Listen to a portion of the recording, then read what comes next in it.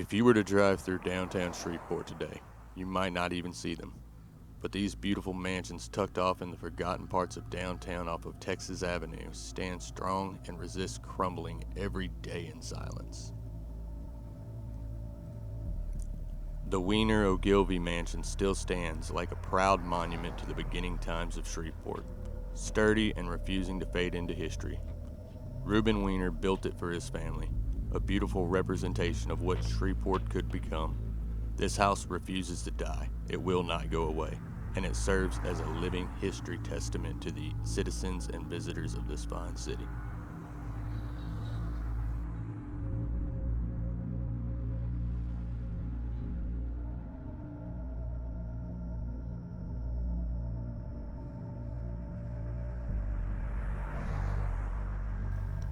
A few blocks away, time slowed but never fully stopped. Here along Texas Avenue, once the lifeblood of Shreveport's black business district, the walls still hum with pride. Barbershops, cafes, and corner stores once stood shoulder to shoulder, proof that a community could build its own success when the rest of the world tried to shut them out. The roofs may be gone, but the spirit never left. These blocks are more than decay. They're the backbone that carried this city forward. As we venture away from the historic remains of Texas Avenue, we approach the Oakland Cemetery, one of the oldest pieces of ground in Shreveport, where history and heartbreak share the same soil.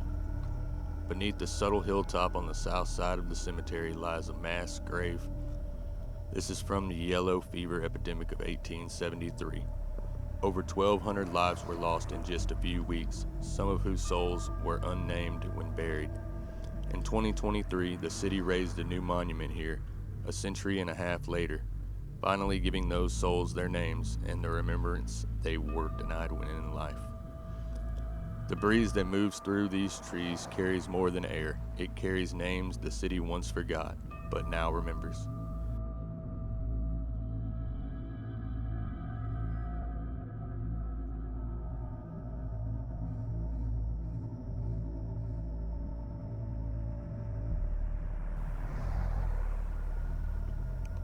Standing high above the streets that once carried Shreveport's promises, the Bridges-McKellar Mansion, also known by most as the Theodosia House, has endured every season the city has weathered.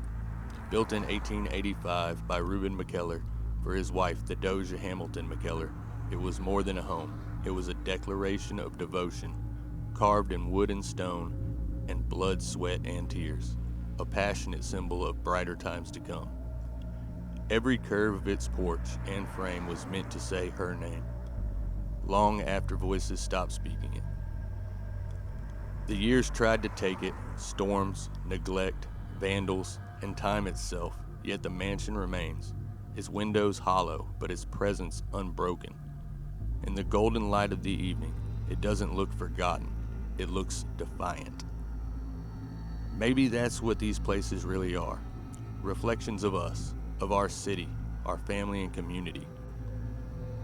Something solid we can look to when our own struggles and adversity are trying to tear us apart and keep us down. The Theodosia House, like Shreveport itself, has learned how to keep standing when everything around it is falling. And as we wrap up our journey through Shreveport's forgotten mansions, leaving the rooftops behind, this story feels less like an ending and more like an intermission. A time when we stand up proud against all of the adversity, brave the storms that try to tear us apart, and come through the other side still standing, still strong, still magnificent. To the people of Shreveport, this city was built on strength, love, and endurance. Let's keep that alive. Let's lift one another up, build each other up, and leave behind something that 100 years from now will stand as our own monument of pride, unity, and heart. Because together, we're stronger than time.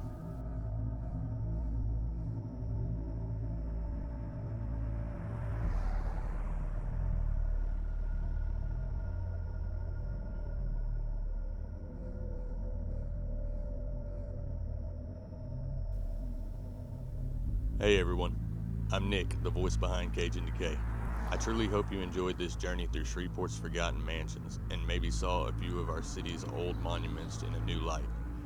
If you'd like to see more explorations like this, stories that remind us of where we came from and what still stands, follow Cajun Decay on YouTube, TikTok, and all the socials.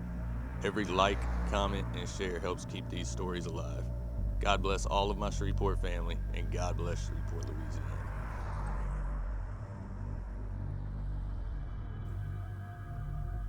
Oh, just one more thing before I get up out of here.